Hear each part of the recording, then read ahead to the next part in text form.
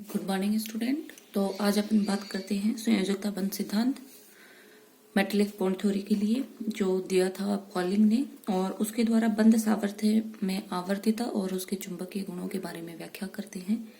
देखिए, पॉलिंग के अनुसार समस्त धातु परमाणु जो होते हैं संक्रमण धातुओं में, अपन ने अभी थोड़ी देर पहले ही बात की थी कि हमारी जो संक्रमण धातुएं होती हैं उनमें देखिए, संक्रमण धातुओं में डी, एस व पी, जिसमें से अपन को पता है डी के पास कितने उपकोष होते हैं 5, एक एस का होता है और 3 पी के होते हैं। टोटल बोलो कितने हो गए 9। क्लियर। उसमें से टोटल अपने पास 9 कक्षक उपयोग में आते हैं संक्रमण धातुओं में, डी, एस और पी। क्लियर। 5 इसका, 1 इसका और 3 इसका। इन कक्षकों को अपन निम्न प्रकार से वर्गीकृत कर सकते हैं। ये कक्षक जो होते हैं इनको अपन एक तो होते हैं बॉन्डिंग ऑर्बिटल्स, और ये जो बॉन्डिंग ऑर्बिटल्स होते हैं 9 में से 6 कक्षक ऐसे होते हैं। इन 9 में से 6 कक्षक आबंधी कक्षक होते हैं। आबंधी कक्षक में उपस्थित अयुग्मित इलेक्ट्रॉनों की संख्या, ये देखो मैंने दिखा रखा है, ये बंधी कक्षक, और इनमें जितने अयुग्मित इलेक्ट्रॉन होंगे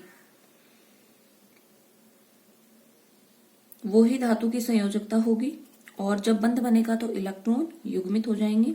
अर्थात यह है आबंधी कक्षक में उपस्थित इलेक्ट्रॉन युग्मित होने के कारण चुंबकीय आघूर्ण में योगदान नहीं देंगे। तो सबसे पहली बात तो याद रखेंगे, जो बॉन्डिंग ऑर्बिटल्स हैं वो नंबर में कितने हैं 6, जो मैंने आप लोगों के सामने दिखा रखे हैं 1, 2, 3, 4, 5 एंड 6। और यहाँ पे जितने अयुग्मित इलेक्ट्रॉन होंगे वही धातु की क्या कहलाएगी, संयोजकता। ठीक है। उसके बाद में देखिए नॉन बॉन्डिंग ऑर्बिटल्स, और ये देखिए कितने होते हैं 2.28।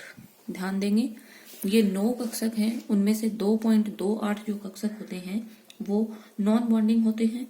ठोस अवस्था में इन कक्षकों में इलेक्ट्रॉन अयुग्मित बने रहते हैं, अर्थात इन इलेक्ट्रॉनों का महत्व चुंबकीय गुणों को निर्धारण में तो है, लेकिन धातु की संयोजकता में इनका कोई महत्व नहीं है। देखिए, मैंने ये आप लोगों के सामने दिखा रखा है कि जो अबंधी कक्षक है वो कितने हैं 2.28, और धात्विक संयोजकता में इसका कोई योगदान नहीं होता है। उसके बाद मैं बात करती हूँ धात्विक कक्षक। 3 प्रकार के कक्षक अभी अपन ने कक्षक देखे हैं, बॉन्डिंग ऑर्बिटल्स, नॉन बॉन्डिंग, और अब मैं बात करती हूँ मेटेलिक ऑर्बिटल्स।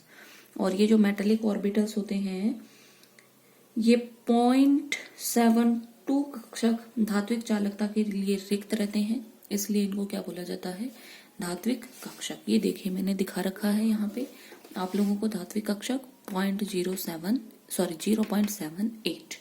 तो ये टोटल मेरे पास धातु के कितने कक्षक हो गए 9, जिसमें से 6 तो कौन है बॉन्डिंग, 2.28 कौन है नॉन बॉन्डिंग, और धात्विक कितने हैं 0.78। क्लियर।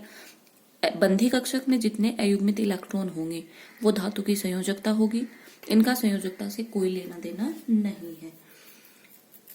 अब एक मैंने टेबल बनाई है आप लोगों के सामने, देखिए इस टेबल में जो मेरे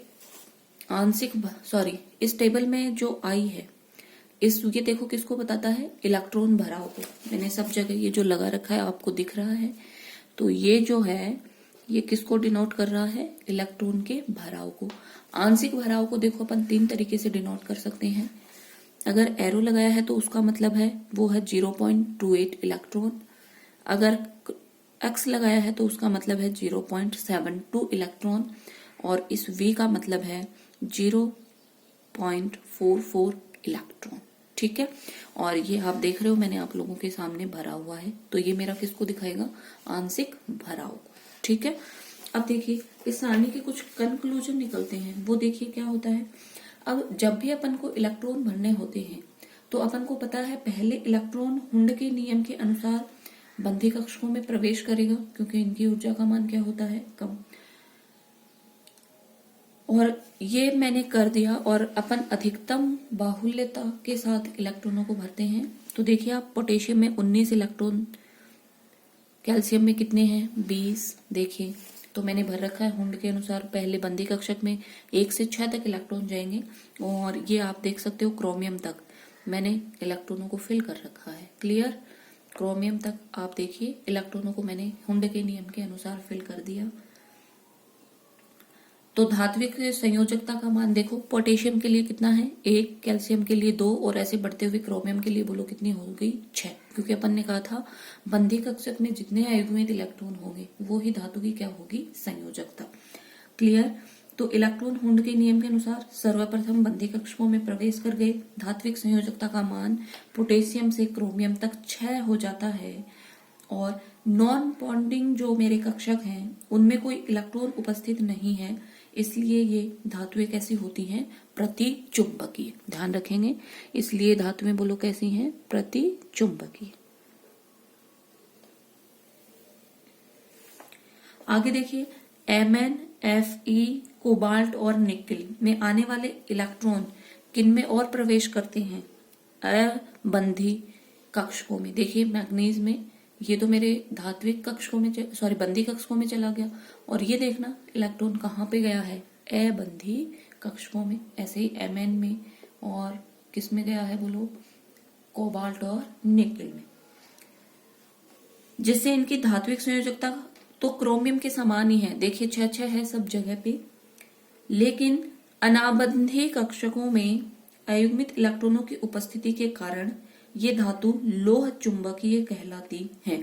अब आप देख रहे हो अबंधी जो कक्षक हैं उनमें इनके इलेक्ट्रॉन क्या हो गए फिल, और उन इलेक्ट्रॉनों की उपस्थिति के कारण अयुग्मित इलेक्ट्रॉनों की उपस्थिति के कारण ही ये धातुओं बोलो कैसी होती हैं, इनको मैं बता देती हूँ। ये बोलो कैसी होती हैं लोह चुंबकीय। क्लियर? आगे देखिए कॉपर परमाणु में उपस्थित 11 इलेक्ट्रॉनों में से प्रथम 6 जो इलेक्ट्रॉन होते हैं वो तो आबंधी इलेक्ट्रॉन कक्षकों में चले जाते हैं, जबकि 4.56 अनाबंधी कक्षकों में वो शेष 0.44 पुनः आबंधी कक्षकों में आकर 0.44 इलेक्ट्रॉन के चक्रण को युग्मित कर देते हैं। अतः इनमें 5.56 अयुग्मित इलेक्ट्रॉन आबंधी कक्षकों में रहते हैं, जिसके फलस्वरूप इसकी धात्विक संयोजकता कितनी हो जाती है 5.56। बाद वाले तत्वों में भी इसी प्रकार इलेक्ट्रॉन नॉन बॉन्डी कक्षकों में प्रवेश करके अयुग्मित इलेक्ट्रॉनों को युग्मित कर देते हैं, जिससे धात्विक संयोजकताओं के मान क्या होते हैं घट जाते हैं। तो ये कुछ इस सारणी के निष्कर्ष थे जो आप लोग भी देखें। अब देखिए इस सारणी के कुछ सीमाएं भी थी, वो देखिए। सबसे पहली बात जो ये सारणी है ये धात्विक चमक को नहीं समझा पाई कि धातुओं में जो चमक है वो किसकी वजह से होती है।